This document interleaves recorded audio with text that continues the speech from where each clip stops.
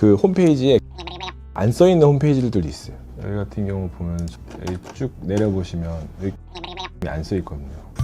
오, 진짜 안 쓰는데요? 네, 이런 병원은 좀 피하시는 게 좋을 수 있어요. 대표가 진짜 대표가 아닐 수 있어요. 1차적으로는 걸 수 있어요. 법적으로 치과의사가 해야 할 영역이 있고 뭐 치과 위생사가 해야 할 영역이 있는데 그걸 좀 많이 위임하는 병원들이 있거든요. 근데 특히나 저는 하는 것을 직원한테 위임하는 병원은 좀 피하라고 말씀드리고 싶어요. 사실 요즘에는 모든 게 다 오픈되어 있는 세상이기 때문에 이런 거를 누가 알리고 안 알리고 이런 거를 뭐 고민할 문제가 아니라고 생각합니다. 좋은 치과를 찾아가다 가는데 도움이 되면 됐지 뭐 치과 의사들을 디스한다고 생각하지는 않아요.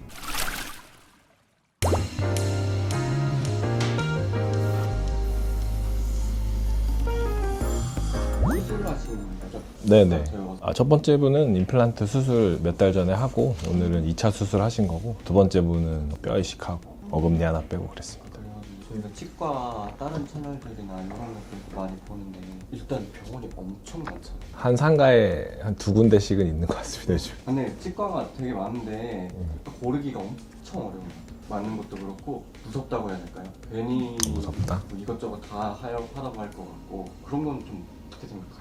그러니까 일단 저도 환자분들 만나보면은 특히나 좀 젊은 분들은 되게 경계심을 많이 하시는 것 같아요. 제가 되게 선한 마음을 갖고 얘기를 해도 저를 되게 경계해요. 약간 눈탱이 맞기 싫어가지고 경계하는 경향이 크거든요. 근데 저도 충분히 이해합니다. 왜냐면 제가 치과의사가 아니라 환자였다면은 그렇게 생각할 수 있을 것 같아요. 그러니까 과잉진료가 왜 생기냐면 이건 수익 때문에 생기는 거죠. 특히나 대형 병원들 같은 경우에는 의사들이랑 계약을 함에 있어서도 막 임플란트 개수당 얼마 이런 식으로 계약을 하기 때문에 급여가 그렇게 산정돼. 그 다음에 직원들도 마찬가지. 실장님들 같은 경우도 본인이 매칭한 치료비의 얼마를 급여로 가져가고 이런 식이기 때문에 인센티브제가 들어가기 때문에 그런 식으로 과잉진료가 들어갈 수밖에 없는 것 같아요. 저 같은 경우도 제가 봤을 때는 한 10개를 빼야 돼. 근데 환자분께서는 못 받아들여. 왜냐면 나는 지금 한 2개 정도 아파가지고 왔어요. 그러면은 그런 걸 이 대화를 하면서 본인 지금은 여기 아프시니까 이번에 여기 하시고 몇 달 지난 다음에 아니면 몇 년 지난 다음에 분명히 아프실 거다. 그러면 그때 가서 치료하시면 된다. 이렇게 말씀드리고 장기적으로 이제 우리 병원의 환자니까 쭉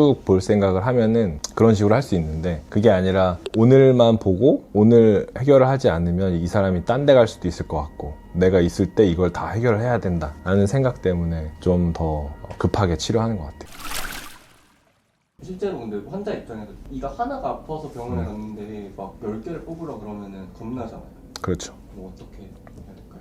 보통은 한 2-3군데 병원에 가서 진단을 받아봐라 이렇게 하시잖아요. 2-3군데 정도 예를 들면은 그 지역에서 약국 같은 데 가가지고 약사님한테 좀 소개를 받아가지고 여기 괜찮은 치과 어디냐. 왜냐면 약사님들은 처방전 나오는 걸 보면서 어느 치과에서 이제 약이 나오는지 그 다음에 어디가 오래됐는지를 알기 때문에 그분들이 소개시켜주는 병원을 한 2-3군데 가보시면 근데 갔는데 비슷한 얘기를 한다. 그러면은 본인 상태가 생각보다 나쁜 걸 수 있어요. 근데 좀 얘기가 다 다르다. 3군데를 갔는데 얘기가 다 달라. 그럼 전 진짜 추천하는 거는 치과대학병원 가는 거예요. 치과대학병원은 일반 의과랑 다르게 의뢰서 필요 없거든요. 그냥 치과대학병원에 가가지고 잇몸이 흔들리거나 이러면은 치주과에 가시거나 아니면은 충치치료, 신경치료 이런 걸로 일을 살릴 수 있을지 알아보고 싶으면 보존과라는 데 가셔가지고 거기서 검진 받아보시면 대학병원 교수님들은 사실 과잉진료를 할 이유가 전혀 없기 때문에 그분들한테 진단을 좀 받아보시는 게 좋을 것 같아요. 근데 대학병원 치과는 진료비는 비싸거든요. 근데 진단하는 거는 큰 돈이 들지 않아요. 그러니까 거기 가서 검사를 받아보시고 내가 다녔던 치과랑 여기가 가장 유사하다. 그러면 이제 그 치과에 가서 치료 받아보시는 게 좋지 않을까. 대학병원을 가면은 좀 그래도 해결이 될 수 있겠네요. 그런.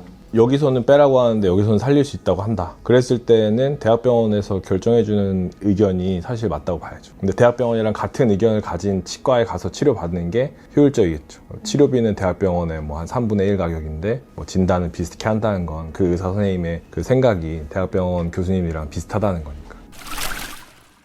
그렇게 하면은 좀 정확할 것 같은데 만약에 너무 아파서 당장 빨리 뭔가 치료를 받고 싶을 때는 어떻게 하는지 요즘에는 치과 가기 전에 보통 이제 네이버 검색을 많이 해서 가는데, 뭐 예를 들면 어디 치과 이런 식으로 검색하면 상위에 나오는 병원들을 쭉 보게 되는데, 일단 리뷰를 좀 보시고, 리뷰도 이게 진짜 이 사람들이 다 한 리뷰인지 아니면은 좀 업체에서 단 건지는 몇 개 읽어보시면 파악이 되거든요. 그런 걸 보시고, 그 다음에 이제 홈페이지를 좀 들어가 보시고, 요즘에 개원한 병원들은 다 홈페이지가 있거든요. 근데 홈페이지를 열었을 때 홈페이지에 이제 개설자랑 거기 대표 원장이랑 다른 병원들이 있어요. 가끔 사무장 병원일 가능성이 있어요. 그런 병원들이, 병원이 의사가 자기가 병원의 대표이고 자기가 운영을 하는 사람이 책임을 지고 일을 할 수 있는데, 그게 아닌 사람들은 사실 책임이 없기 때문에 좀 그런 병원은 지양하는 게 좋을 수 있거든요. 홈페이지를 좀 가보셔서 맨 밑에 내려보면은 대표자 명과 그 병원의 진짜 대표 원장이랑 같은지 이런 걸 좀 보시는 게 진짜 이상한 병원은 피할 수 있는 방법일 것 같고. 그거 한번 보여주실 수 있나요? 어떻게? 여기 홈페이지를 좀 가보시면은, 그리고 그 홈페이지에 개설자가 막 안 써있는 홈페이지들도 있어요. 여기 같은 경우 보면 저희 주변에 있는 병원인데, 여기 쭉 내려보시면 여기 개설자 이름이 안 써있거든요. 오, 진짜 안 쓰는데? 네, 이런 병원은 좀 피하시는 게 좋을 수 있어요. 대표가 진짜 대표가 아닐 수 있어요. 1차적으로는 걸 수 있어요. 근데 요즘에는 이제 1인 1개소법이라고 해가지고 치과에 예전에 큰 이슈가 있었거든요. 그래서 그런 걸 피해서 티가 안 나게 약간 명의를 빌려서 하는 병원들도 간혹 있어요. 근데 그런 경우는 페이닥터들은 나이가 진짜 많고 대표는 너무 어리고 대표 원장님은 별로 진료를 안 하고, 그런 병원들이 또 그럴 수 있어서 그런 병원들은 좀 피하시는 게 좋을 수 있어요. 또 조심해야 될 게, 연세가 많으시고 경험이 오래되신 병원 선생님들은 홈페이지 없는 치과도 많거든요. 그런 병원은 그렇게 생각하시면 안 됩니다. 그분들은 홈페이지 없어도 병원이 잘 운영되는 병원이라 홈페이지 잘 안 만드신 분들이기 때문에 그렇게 생각은 안 하셨으면 좋겠어요. 그리고 또 피해야 될 그런 게 있을까요? 피해야 되는 거? 예를 들면은 환자분은 여기가 아파서 치과에 갔는데 여기가 너무 나쁘다고 여기부터 빼야 된다, 막 이런 식으로 강요하는 병원들이 있거든요. 그런 병원들은 좀 조심하시는 게 좋습니다. 물론 엑스레이 상에서 환자분 상태가 여기도 안 좋고 여기도 안 좋고 그럴 수 있어요. 근데 이제 그거는 주관적인 거랑 이제 객관적인 거에 차이가 있어서 그런 건데, 보통은 일반적인 치과 의사라면 환자분이 불편해하는 그 부위, 주소라고 하는데 그걸 먼저 해결해 주는 게 도리거든요. 근데 그런 게 아니라 병원 의사 선생님이나 아니면 실장님이 봤을 때 좀 큰 치료가 될 것 같은 데를 먼저 권유하는 병원들이 있어요. 여기보다는 여기가 큰 치료가 될 것 같다, 그런 데를 먼저 하자. 난 여기가 아파서 왔는데 여기부터 하시라, 이런 병원들은 피하시는 게 좋지 않을까 생각합니다. 예를 들면 아픈 데는 이제 크라운만 하면 되는데 여기는 막 빼야 되고, 여기는 빼서 임플란트 해야 되고, 그러면은 실장님이 보너스를 더 받는 건가요? 뭐 매출이 늘어나면 그럴 수 있죠. 그런 데를 이제 피해야 되는. 네네. 그것도 근데 아까 말씀해 주신 것처럼 직접 좀 다녀봐야지 되겠어요. 한 두세 군데 다니면 필터링이 될 겁니다. 두세 군데 다녔는데 다 비슷한 얘기를 한다 그러면은 내가 진짜 여기 안 좋구나. 근데 두세 군데 다녔는데 딴 데서는 여기 괜찮다, 여기 빨리 치료해라 이러면 본인이 불편해 하시고 의사도 여기를 치료하라고 하는 그런 병원 가서 치료하시는 게 낫죠. 그 진료받는 의사랑 대화가 잘 안 통하는 치과는 피해야 됩니다. 왜냐하면 치과 치료라는 게 사람이 새로운 걸 만들어내는 거기 때문에 의사소통을 잘 해야 돼요. 우리 입안은 굉장히 예민하기 때문에 머리카락 하나만 들어가도 되게 티가 나거든요. 그래서 새로 이렇게 크라운을 씌워드리든지 아니면 임플란트를 새로 만들어드렸을 때 환자분이 느끼는 불편이랑 의사가 보는 거랑 다를 수 있어요. 근데 그럴 때 강압적으로 이거 문제가 없습니다, 괜찮아요, 그냥 쓰세요, 이런 분들이 꽤 많아요, 의사 선생님들 중에서. 그것 때문에 속상해가지고 저희 병원에 오시는 분들 꽤 많거든요. 그래서 저는 환자분들이랑 그런 거에 대해서 충분히 대화를 많이 하고, 치료 계획을 세울 때도 그렇지만 치료를 할 때도 의사랑 환자랑 의사소통이 잘 돼야 되는데 그런 게 안 되고 의사 선생님이 너무 본인의 의지대로 강압대로 약간 진행하는 병원은 좀 피하시는 게 낫지 않을까 싶어요. 왜냐하면 나중에도 불만족스러울 수 있어요. 근데 무섭잖아요. 네? 그 의사 선생님이 말하면 무서워가지고 하는 대로 하고. 근데 치과 많잖아요. 충분히 대화가 잘 통하는 병원도 많이 찾을 수 있습니다. 그 다음으로는 그 위임 진료를 많이 하는 병원은 피해야 합니다. 법적으로 치과 의사가 해야 할 영역이 있고 뭐 치과 위생사가 해야 할 영역이 있는데 그걸 좀 많이 위임하는 병원들이 있거든요. 근데 특히나 저는 이제 레진 치료를 하는 것을 직원한테 위임하는 병원은 좀 피하라고 말씀드리고 싶어요. 왜냐면 레진 치료는 비용이 막 엄청 비싼 치료가 아니거든요. 그렇지만 굉장히 테크닉 센시티브하다고 하는데 되게 예민해요. 그래서 그걸 잘 치료하지 않으면 레진 치료, 충치 치료를 했는데 오히려 더 씹을 때 시큰시큰하거나 시리거나 아플 수 있어요. 특히나 레진 치료를 내가 받으러 갔는데 의사는 그냥 이렇게 파는 것만 하고 메꾸는 거는 의사가 안 하고 이런 병원은 좀 피하시는 게 좋아요. 얼굴에 포를 쓰고 있어서 모르지 않나요? 근데 레진 치료는 시간이 꽤 걸리는 치료인데 내가 레진 치료를 받으러 갔는데 의사는 이제 마취하고 와가지고 그냥 윙 소리 나면서 한번 구멍 쓱 치아 삭제하고 가버리면 그거는 이제 의사 선생님이 레진을 떼우는 건 안 하는 거예요. 그러니까 광중압이라고 그 치과에서 이렇게 빗을 쬐는 기계가 있거든요. 그걸 가지고 내 위에서 막 파란색 불빛이 나왔다가 꺼졌다 이런 게 가면 이제 레진 치료를 진짜 하는 건데 그걸 진짜 의사가 해야 됩니다. 그거를 미리 알 수 있는 방법은 없죠. 그러면 거기서는 그럼 1회만 하고 그냥 도망가야겠네요? 만약에 그렇게 받으면? 그게 날 수 있죠. 그런 사소한 것부터 그렇게 행동한다면 더 큰 치료를 함에도 아마 비슷한 맥락으로 진행할 수 있거든요. 너무 치과 의사들 디스하는 거 아니에요? 근데 실제로 잘못되는 거잖아요. 그렇긴 하죠. 그 다음은 위생관리, 감염관리가 안 되는 치과는 피하셔야 됩니다. 그러니까 치과 치료라는 거는 굉장히 감염관리가 중요하거든요. 예전에 이제 뉴스에서도 문제로 나온 게 있는데 핸드피스 같은 거에서 교차 감염이 된다거나 아니면은 이제 막 글러브를 안 끼고 충치 치료나 막 신경 치료를 하는 의사 선생님이 계신다거나 그런 치과는 피하시는 게 좋습니다. 간단하게만 알아볼 수 있는 게 처음에 진료를 받으러 갔는데 뭐 미러랑 핀셋 이런 거를 오이기구라고 하는데 그런 거를 요즘에 병원들은 다 따로따로 개별 포장해가지고 밀봉해서 소독을 하거든요. 그래서 환자분들 눈앞에서 뜯어서 진료를 하게 돼 있어요. 최소한 그것도 안 하는 병원은 피하시는 게 좋습니다. 왜냐하면 그런 것도 안 하면 나중에 신경치료라든지 임플란트 수술이라든지 이런 건 정말 감염관리나 소독이나 위생이 중요한데 그런 게 안 될 가능성이 크기 때문에 그런 치과는 피하시는 게 좋습니다. 그 위생 도구 한번 보여주실 수 있어요? 한번 보여드릴까요? 이렇게 다 개별로 포장이 돼 있고 소독을 했기 때문에 이렇게 환자분 눈앞에서 이런 포장된 걸 가져오셔가지고 이렇게 아예 그냥 뜯어서 새로 사용하고 있어요. 그러니까 이런 병원을 찾으시는 게 좋습니다. 이 병원은 기구를 소독하고 위생관리, 감염관리에 그래도 지키려고 하고 있구나. 이런 거에 대한 지식이 있구나. 이런 하나만 보면 열을 안다고 이런 식으로 되게 열심히 노력을 하는 병원은 신경치료하는 기구라든지 임플란트 수술하는 기구라든지 이런 것도 훨씬 소독을 열심히 하는 병원일 수 있어요. 이런 것도 안 돼 있는 병원이 다른 소독을 열심히 할 리가 없다고 보는 게 낫죠. 근데 최근에 성형외과 뉴스 같은 거 보면 사람들이 좀 무서워하긴 하더라고요. 재사용하고. 재사용한다고. 맞아요. 치과도 일회용 주사기를 재사용하는 것 때문에 한참 몇 년 전에 문제가 된 적이 있거든요. 요즘에 대부분 병원은 그래서 그런 건 다 일회용으로 사용하고 있습니다. 베드에 누웠는데 거기 그냥 있던 걸로 이렇게 들고 하려고 하면은 어떻게 되죠? 그래도 근데 저 검사하는 거는 사실 썼던 기구를 쓴다고 해서 건강에 크게 나쁘진 않아요. 그러니까 그냥 한번 당하시면 그냥 바로 나오시는 게 검사만 하고 나오시는 게.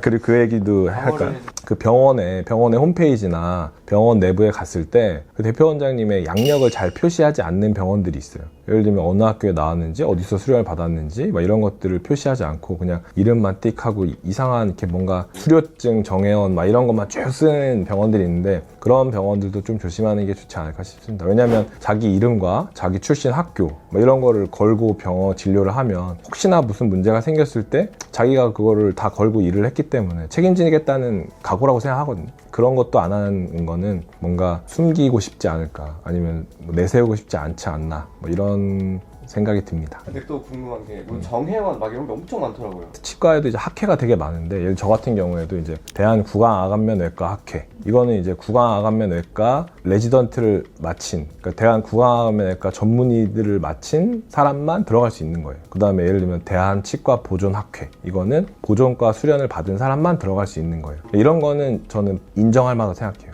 대한 무슨 학회 정회원 아니면 뭐 전문의 뭐 이런 거는 그 선생님이 어떤 수련을 받았고 어떤 학회 활동에 있다 이런 걸 인정하는데 예를 들면 뭐 어떤 세미나 수료 뭐 해외 어디 세미나 수료 이런 거는 사실 그냥 돈 내고 신청하면 단기적으로 딸 수 있는 거기 때문에 뭐 그 선생님의 역량에 큰 가늠자가 되지는 않는다고 생각합니다. 부장님은 이런 치과 실태를 어떻게 보면 신랄하게 말씀해 주셨는데 어떻게 생각하세요? 어떻게 되고 싶으신지도. 예전에는 이런 얘기를 하는 게 그 터붓이 됐었어요. 선배님들도 그렇고 사람들이 몰라도 되는데 이런 얘기를 하냐, 아니면은 뭐 너만 잘났냐 막 이런 얘기를 하는 경우가 있었는데, 사실 요즘에는 모든 게 다 오픈되어 있는 세상이기 때문에 이런 거를 누가 알리고 안 알리고 이런 거를 뭐 고민할 문제가 아니라고 생각합니다. 그냥 본인이 실력이 있으면 본인이 정당하게 취득했던 것들을 내세우고 그 다음에 그런 걸 자랑하면 되는 거고, 본인이 이런 게 없으면 그냥 없는 대로 진료를 하면 되는 거고. 근데 무조건 무슨 전문의 자격증이 있고 무조건 무슨 학위증이나 아니면은 뭐 정회원 이런 게 있다고 진료를 잘하는 게 아니거든요. 치과 치료라는 거는 술식이기 때문에 또 오랫동안 치료를 하신 분들이 실력이 꽤 좋은 분들이 많아요. 그러니까 그런 거를 여러 가지 면에서 보고 판단해야지, 뭔가 뭐 양력 아니면은 어디 출신 이런 것만 보고 판단하는 것도 꼭 좋은 건 아니라고 생각합니다. 다만 어쨌든 이런 것들은 당연히 오픈될 세상이기 때문에 이런 거를 뭐 환자분들한테 알려드린다고 해서 이거는 환자분들이 좋은 치과를 찾아가다 가는데 도움이 되면 됐지, 뭐 치과 회사들을 디스한다고 생각하지는 않아요. 원장님 병원에 오시는 환자분들 중에 이런 치과에 당하고 오신 분들 계신가요? 최근에 꽤 몇 분이 계셨는데, 시청이나 종각 뭐 이런 근처에서 할아버지 분들을 보험 임플란트나 보험 틀니를 치료해 드린다고 이제 호객을 해서 모시고 간 다음에 이 할아버지는 치료를 안 받았어. 본인은 그 보험 틀니를 안 했어. 근데 우리나라 이제 시스템이 보험 틀니를 하면은 이제 컴퓨터로 등록을 하게 돼 있거든요. 그래서 A라는 치과에서 등록을 하면 B라는 치과에서 시작을 못 해요. 그러니까 A라는 치과에서 취소를 해줘야 돼. 근데 그 환자분은 이제 저희 병원에 이제 틀니를 하러 오셨는데 자기는 신청도 안 했는데 그 병원에서 이미 진행이 다 돼 있는 거예요. 본인 부담금은 안 받고 나라에서 주는 돈은 그 치과에서 다 받아간 거죠. 그런 분이 한 3분 연속으로 오셨어요. 그 다음에 그런 치과는 그 특성이 할아버지가 이제 화가 나가지고 이제 찾아가니까 의사가 바뀌어 있어요. 대표가. 네. 명의가 바뀌어 있는 거죠. 그러니까 처벌을 할 수도 없어요. 본인이 보험 틀니라든지 보험 임플란트 이런 진료를 하시면 꼭 세부 내역서를 받으셔야 돼요. 영수증에 세부 내역서를 받으셔서 본인이 오늘 진료 시작 안 했는데 그 치과에서는 이제 시작한 걸로 돼 있는지 이런 것도 좀 체크를 해보셔야 돼요. 그러면 치과에 무슨 이득이? 예를 들면 100만 원 정도의 치료비인데 나라에서 70만 원을 대주고 보험으로 환자분은 30만 원을 내주기로 했어요. 환자분은 돈을 안 냈어. 그래도 나라에서 70만 원이 들어오죠. 치료를 안 했는데. 그럼 그냥 사기 아니에요? 사기죠. 그러니까 할아버지 할머니들이 잘 모르시니까 좀 모객해가지고 사람 많이 있으니까 또 좋은 데인가 보다 하고 그렇게 하시는 것 같아요. 저희 할머니 할아버지라고 하면 얼마나 슬프겠어요. 그래도 환자분들 주변에 치과 치료를 최근 받은 사람 중에 예를 들면 한 2-3명이서 공통된 치과를 추천해준다. 그런 곳은 꽤 실력이 좋거나 뭔가 커뮤니케이션이 잘 되거나 만족도가 높을 가능성이 크니까 그런 병원을 좀 찾아보시고, 아니면은 반대로 여기는 가지마가 동시에 한 2-3명한테 들린다. 그런 데는 진짜 피하시면 좋지 않을까 싶습니다. 이바다였습니다.